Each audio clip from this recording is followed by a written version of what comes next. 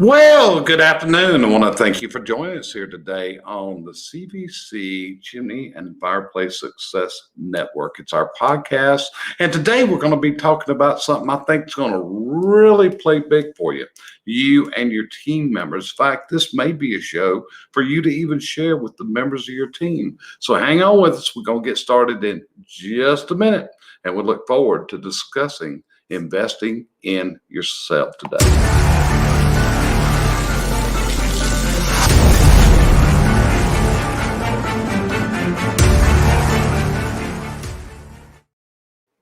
Well, good afternoon. Appreciate you. Welcome back with us here. And today we're going to be talking about investing into yourself.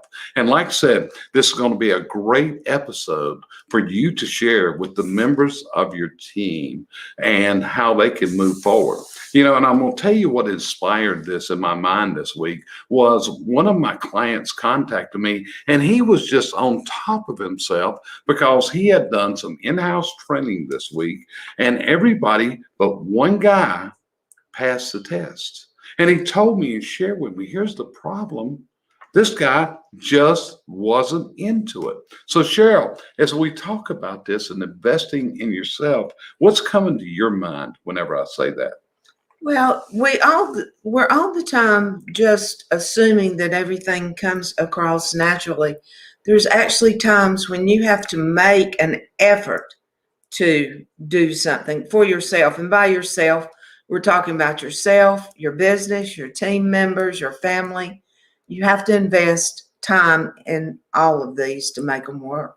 That's it. And see, this is the problem. And when you look at it, I see this happening every day. I'm seeing it where team members, and possibly on your team, instead of training, instead of taking educational classes to get better, what they're looking for is, but what am I going to get paid? And this is so often the case that we see in this world today is people are wondering about the compensation they're going to get today instead of what's going to come to us in the distance.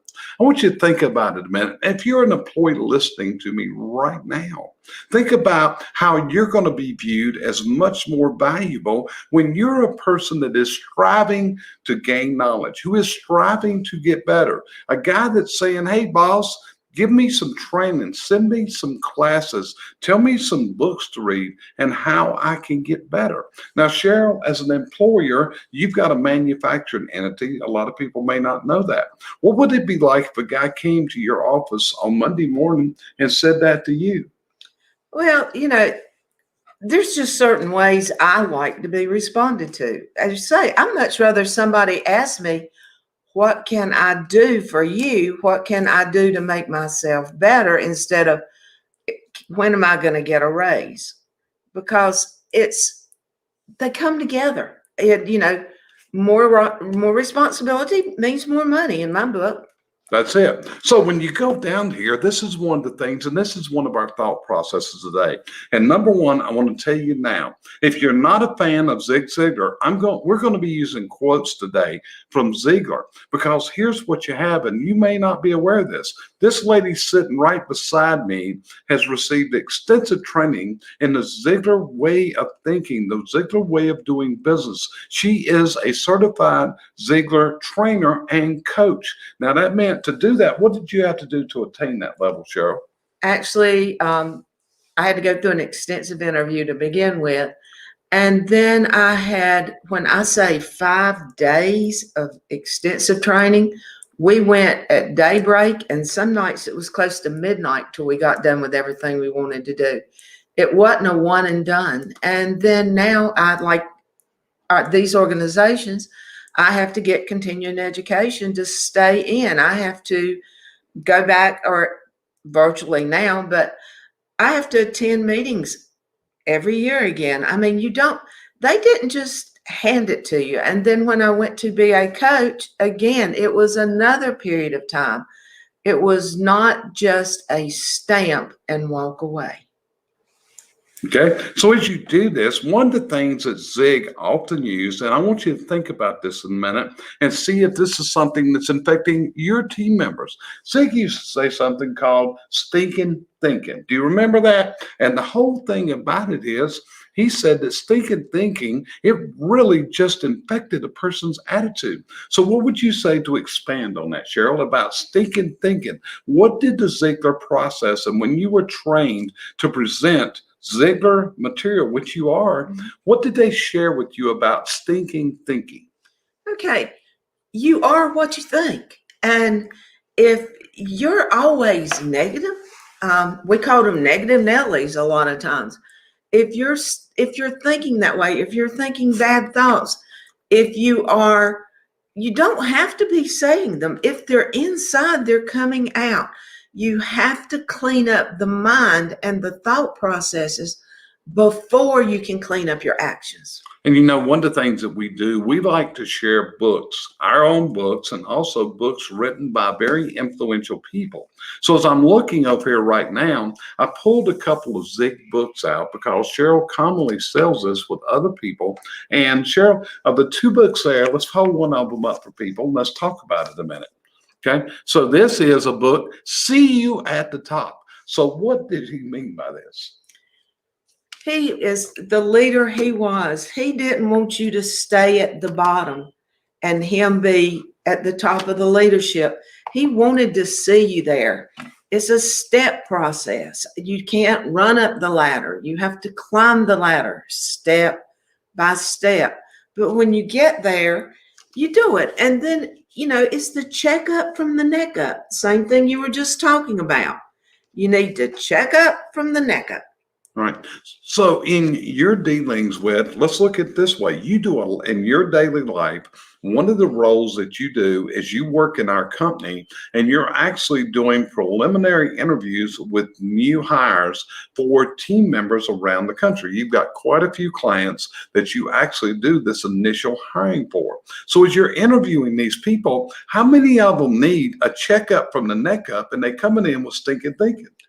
Quite a few of them. They come in with, they're not looking at the big picture. They're looking at today. And I know sometimes when you don't have a job or when you're really intent on getting one, it's that, I got to get here, I get there. But no, you don't. You need to get in and then show the people what you're worth. Take that stinking thinking that you got going on. Show the people that you don't think that way. You think for the company's benefit. You think about the good things that go on. I mean, one thing I do is every morning I try to think of something I'm grateful for. Now, I've asked this question to some of the hirees, just what are you grateful for? And to me, when you've got to think about it, there's something going wrong. Right. It's like Bart just shared, an investment in yourself pays a lifetime of return. In preparation for this, I was actually down in the studio and getting ready, and Sheryl came downstairs and I was actually playing a video of Zig, and this is where he recorded See You at the Top. And in part of this, he told a story, and it was about a guy that worked for a railroad. So this was a crew of construction workers. They were out in the hot sun and they were slaving away. And all of a sudden, this was back in the days of the railroad car, and there was this really nice railroad car pulled up and stopped where they were working. And it had the private coach of the guy that had worked at the company. And so the guy that would run the railroad walked out on the back of the railroad and he said, "Hey, John, is that you over there?" He said, "Yeah." I said, "Well, come on in, have a seat, set a spell, and let's catch up on each other." So John went up to the railroad car and had a seat in the railroad car with this guy that runs the railroad today. And when he come back out, all his coworkers were amazed, says, "Well, how did you know this guy, John?" And John said, "We both went to work at the railroad at the same time. Well, how did he get to the top and you didn't?" And John said, Because when I went to work for the railroad, I went to work for $3.50 an hour. But that guy right there went to work for the company. And that's what we're talking about here. And see, this is part of an interior culture, the inner culture of human beings, and the culture that you've got to get into your workforce today. Again, when we look at it, so often, so many workers they're wanting training, but they're wanting to be compensated for it. And to be honest with you, when I'm conducting training, earlier this week, I did a 4-hour training for one group, and it was through our live intensive. But yet you could look out there, and as I see these people on their cams, you can tell some of them are in it and others are simply enduring it. Okay. Now, to give you an example of later in the week, I did a talk on Thursday night training a group of home inspectors in some skills for their industry. And as they went into this, they actually had a meeting prior to this asking about future things when they go back to meeting in person, and ask them questions. Are you coming to this training simply for CEUs? Are you more into training for networking? Are you here for the education? What's your purpose in being here? And it was amazing because they ran a poll and you could see why people wanted to be here. Some of them went to the training for the ability of networking with other people. Other people were very interested in the education. And some only came because they were forced to, because they have to accumulate so many CEUs in a certain period of time in order to retain their license. And I also see this. I see people all the time that attend our trainings that we put on, and they make a judge. You know when they judge that they're done with training, Cheryl? When they get their CEUs. When they have accumulated enough CEUs for recertification. And at that point, hey, we're done. No, you're not. Because what you've got to do is keep growing and doing these things.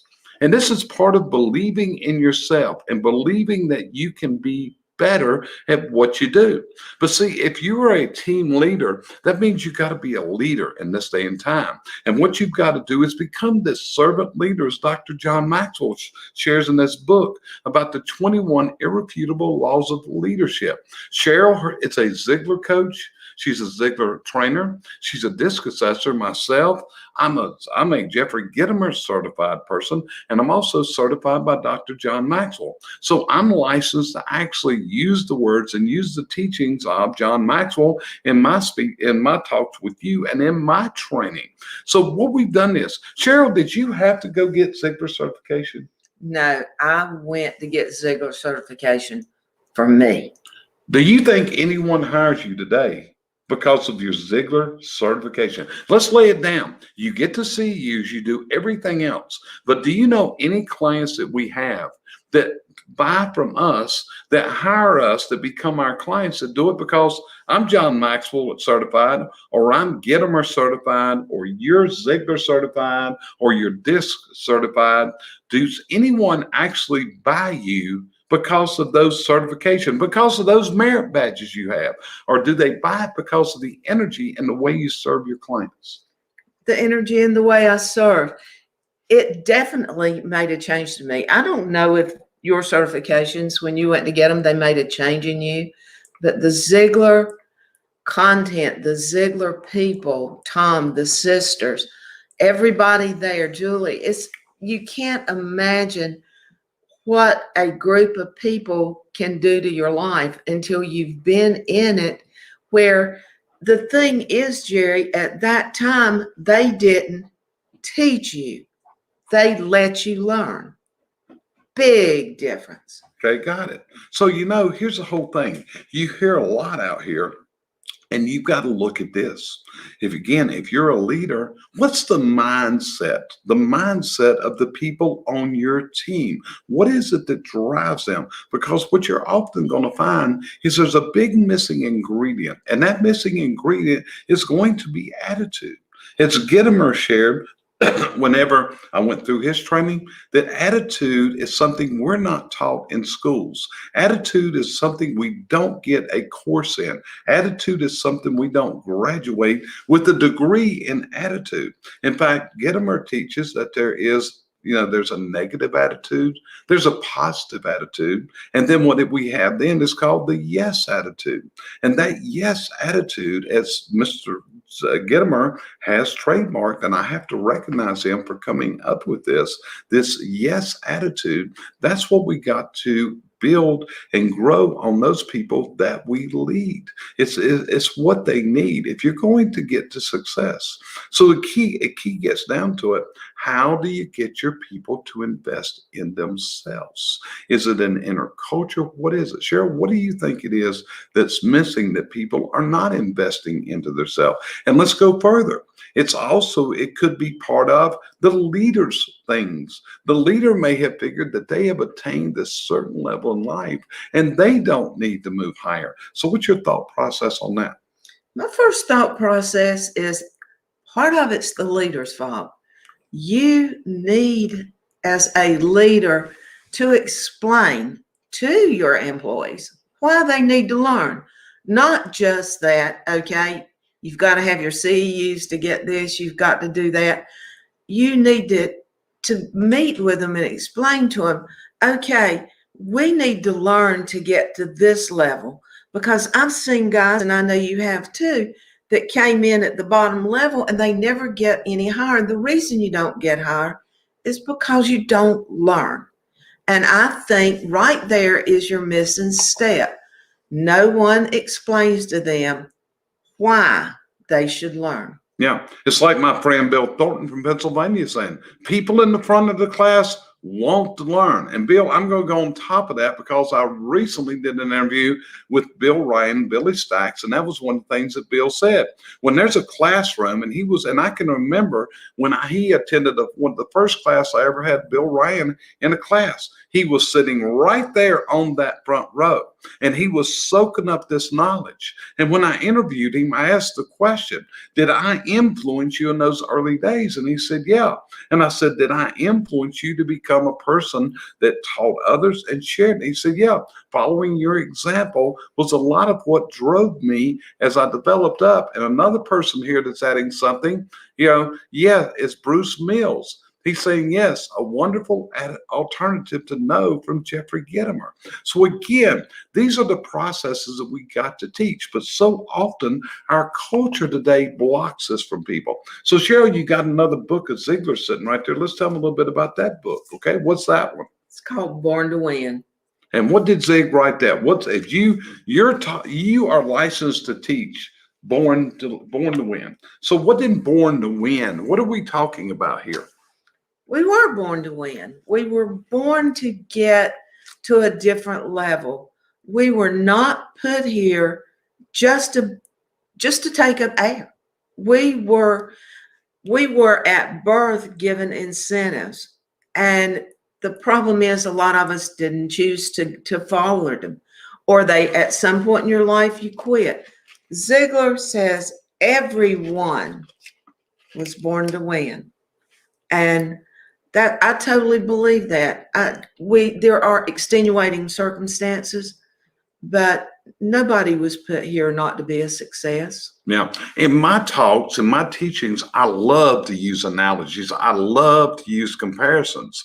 And drawing from comparisons, a lot of people say, Jerry, how do you come back real quick with these type of things when you're doing this from the class?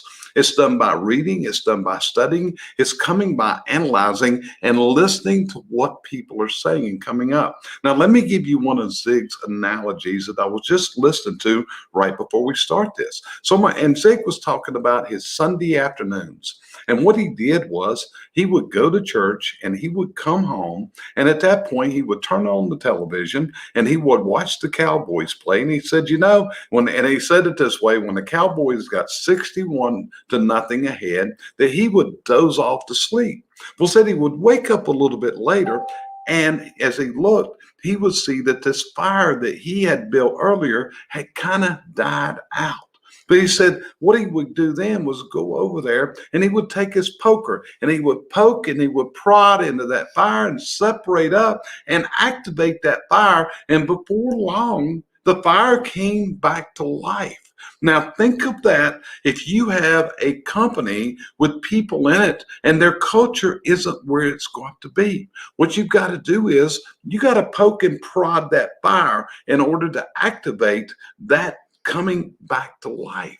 And see, these are the hard things that people do because a leader has got to have the patience to prod it over and over and over. It's just like putting fuel in your car. Every once in a while, you're going to go so far and that car is going to run out of fuel. And when it stops, you got to refuel that car. So maybe as a leader, that's what you got to think about is how do you poke and prod that fire that's in there? Naturally, you got to start out with good wood. You got to get the right wood. You got to burn seasoned wood. Well, that's going to be in your selection process and how you select the new members of your team to add to your team. So, Sheryl, as you were taught about, again, Born to Win and see you at the top, what's some of the things that come out of this from Ziglar teachings that you can share with people to put into their challenges? Because as the leader, it's so challenging and you seem like you have to do this over and over,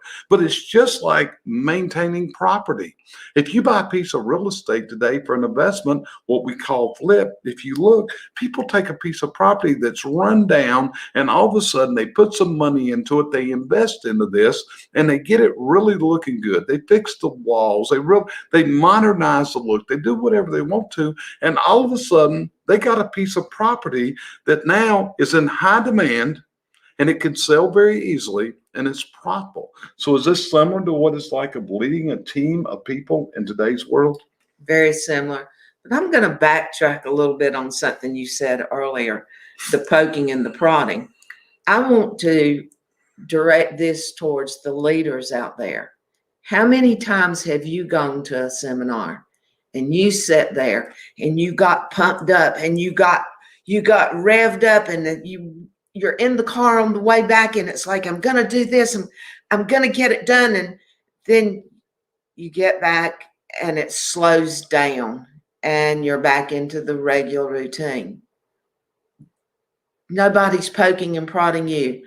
That's exactly what happens to your employees. You bring them into a meeting, you get them excited, and then you let it go. And I don't understand that because without that continual, and I know we have to tell our coaches, you say things over and over again. You do. We have to in life. We had to our children. We had to our parents. Right. And that's what it's like this week. Sheryl and I, we've had several meetings this week with our personal coaches, okay? And, you know, it was like there was two things that I want, and I'm planning on rolling out. And I'm going to tell you right now, be sure and tune in to us next Thursday if you're listening live, because we got a big rollout announcement coming from CBC next Thursday that's going to shake the industry up very dramatically because it's something that we really see as need that we're planning on providing, right? Looking forward to it. So you got to stick around. We're not going to release what this is until next Thursday evening. We're going to be broadcasting at 7 p.m. next Thursday evening, Eastern time, and we're going to release something that I think is going to be very, very phenomenal for the industry as far as that goes. But again, in order to move to where you want to go, it's going to take the following. It's going to take the right mental attitude. And this was one of the things that I learned from Gittimer. You know, you can have that negative attitude like I talked about a while ago, or you can have a positive attitude. But the problem is, if you're really going to get where you're going, you got to have what's called the yes attitude. Yeah, I spoke up. I got just a little bit louder because that's what it's going to take. So the key is, what are you going to do to drive your people to the place that you want to go? You see, they're looking at you as the leader and where it's going to play to.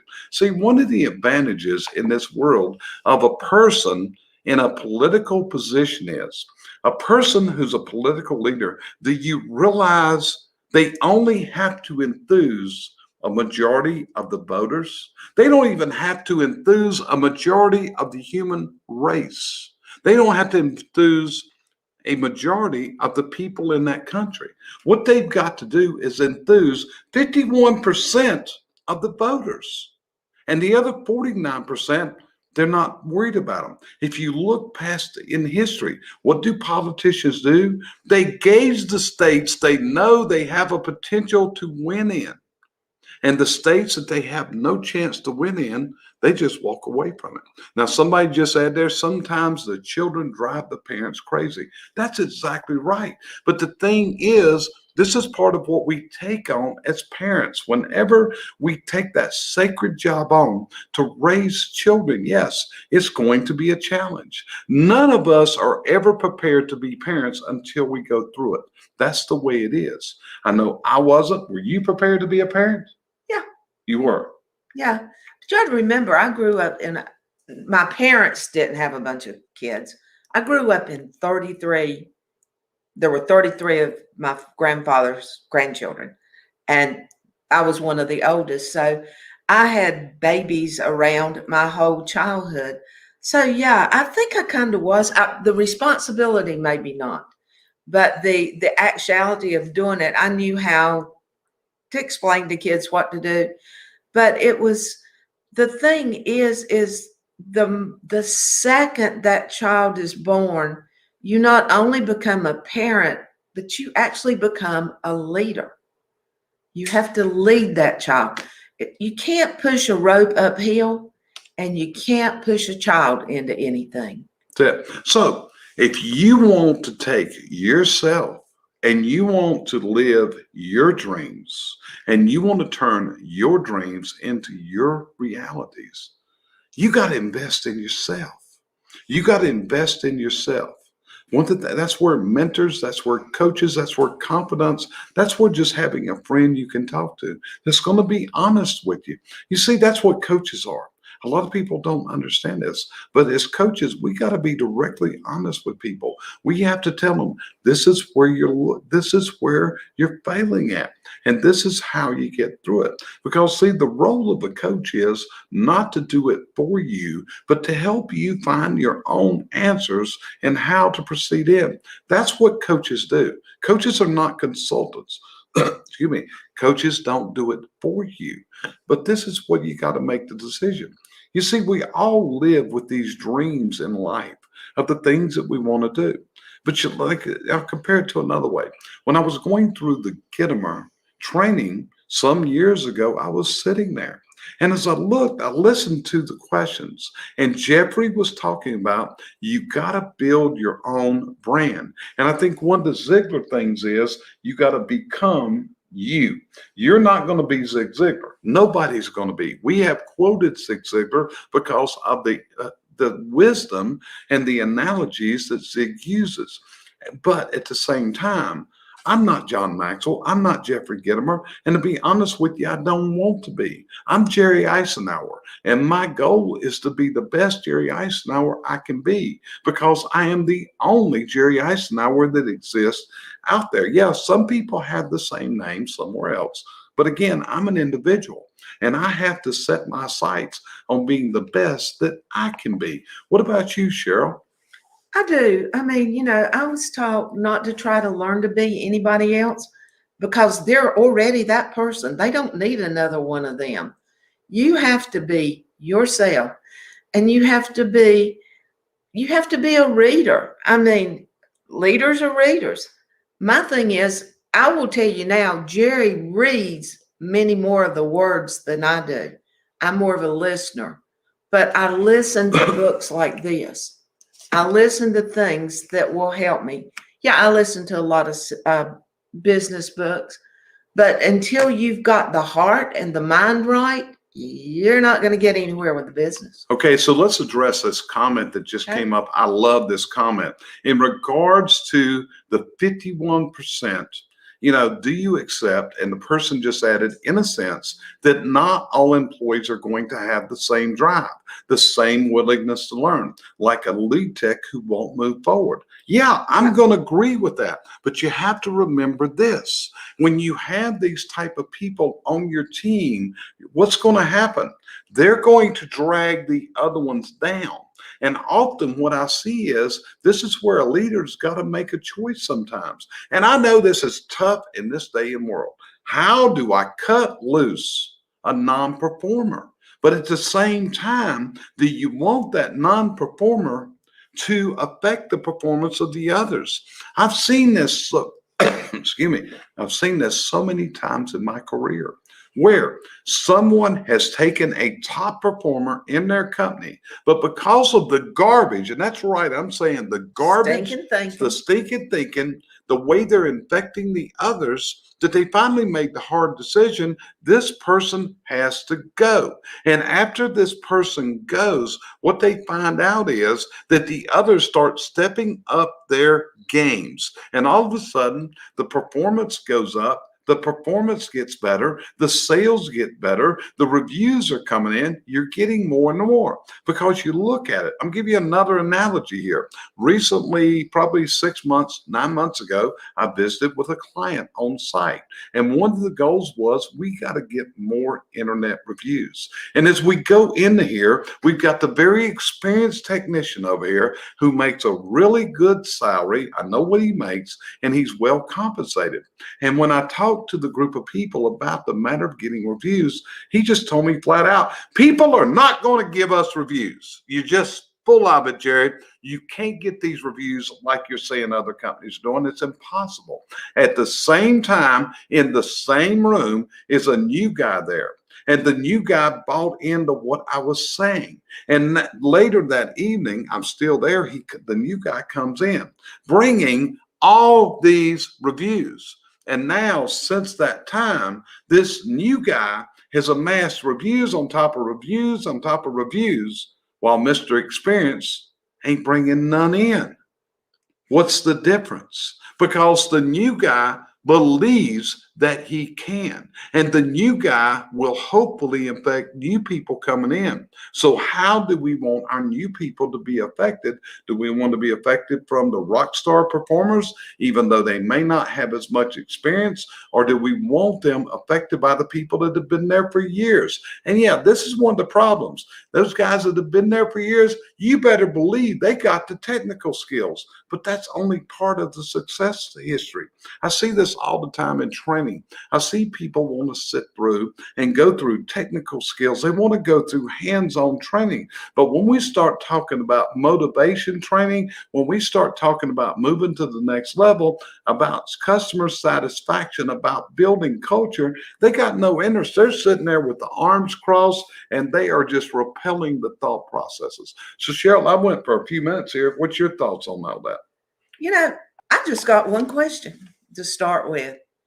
Where did we screw up and let that man go bad? Right. Where did you screw up and let him go bad? Right. He didn't begin bad or you wouldn't have had him.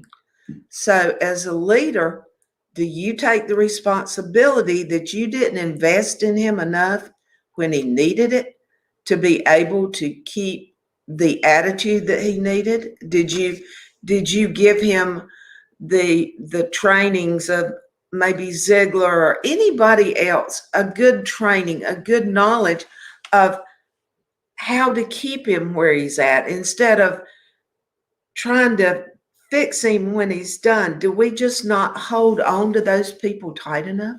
Well, to me, there's a very immortal philosopher who gives great analogies. And he's somebody that you may laugh when I say this, but his name was Barney Fife. And he was on the Andy Griffith Show. And Barney gave out some classic advice. Nip it in the bud. Andy, you got to nip it. You got to nip it in the bud. And there's actually YouTube videos of all these different scenes of Barney saying, nip it, you got to nip it in the bud. And see, that's what happens. Often people come to work for us, and what they're doing is they don't have these bad habits. And I see this so often. Somebody will tell me, hey, so-and-so is failing in this area. And I ask the question, when did the failure start? When did they start going downhill? Because at one time you told me what a rock star performer this was. So something happened. Something turned this person. So what we got to do is watch for this change in the attitude, because it's very easy for a great attitude to turn into a crappy attitude because they can get around people that have stinking thinking. You see, often they say that you're going to be a victim of the 5 people that you hang around with every day. And I see this often. I see some workforces and where a guy leaves on Friday and he is doing great and he goes back on Monday. And on Monday, he's got a real problem with the world. And as we start looking into this, we start looking who's he hanging out with over the weekend. And what he's becoming is he's becoming a victim of the last person he talked to. You ever notice somebody like that? They become a victim of the last person they listened to in life. And it has totally changed their attitude. So Sheryl, we've been going for a while. What else would you add into this for about how do you invest into yourself? Again, I go back into when you're investing into yourself, you need to look out and see what you want out of life, number one. You need to figure out what investment it's going to take to get there. The one thing you have to figure out is what are you willing to give up to get there? Are you spending too much time playing pool and not reading? What are you giving up?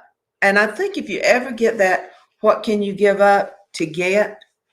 I think you'll move forward. And if your employee or your children see this new you moving to a new level, see you at the top. Yeah. So here's the thing. You've got to invest into your people. And it's much more than just investing into their retirement plans, into their benefits, into their weekly payroll.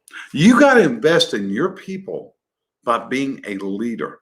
Not only that, you got to become what Dr. Maxwell calls a servant leader. You see, once you become this servant leader, and if you think about it, the people that are servant leaders in this world are the people that greatly influence other people. So that's the question. How are you influencing the culture in your company? What's the example you're setting? What's the way that you're being a leader that's going to take your people there? Because, see, you got to build the team. Are you going to have to forget the dream? And see, that's what you got to invest into. If you're listening to us right now, I'm sure that there's a dream in your life of somewhere you want to go, the things you want to accomplish. But to do that, you're going to invest in yourself and you're going to invest into your team members. And there's a lot of things you can do with this. You can do book studies with your people, but most of all, how are you motivating them? How are you showing them that you're a person that they want to lead? How do you show them that you're a person that has the values that they're looking for? You do this from the way you lead them, from the way you speak to them, and all the things that you do each and every day. Because this is the hard part. We each and all get up every single day. We are each gifted with 24 hours in a day. None of us know when those days will end. None of us knows when our time on God's green earth is all over with. So what we've got to decide is, how are we going to make this movement to what I call your dreams? And how are you going to get there and live those dreams and you have the happiness that you're looking for in this life? So Sheryl, anything you want to add before we check out of here today? My main thing is look within, because once you look within and see what you see, then you can bring the person that you want to be out. And believe it or not, people emulate you. They want to be as good as you want to be when they're around you. So be one of the 5 people that they find success with. That's it. So with that, I want you to know it's an honor. God, it's a privilege and it is a pleasure for us to be able to speak to people this week and be able to stream our messages out like we can. My name's Jerry Eisenhower, and you? Sheryl Eisenhower. And we are part of the CBC Success Group team. And our mission is to help other people in this world and help them get to their dreams. Be sure and tune in our broadcast in the coming week. And like I said, if you're watching this, watch for Thursday. We're going to have a special broadcast at 7 p.m. on Thursday, and we're rolling out a phenomenal program. It'll be myself, Cheryl, and Brandy Biswell, one of our team members. We'll be speaking to you on Thursday. So be sure and tune in. Same channels that you're watching this on, we'll be broadcasting over on Thursday. So we appreciate you joining us today, and we'll look forward to you joining us on future episodes of the Chimney and Fireplace Success Network. Talk to you next week.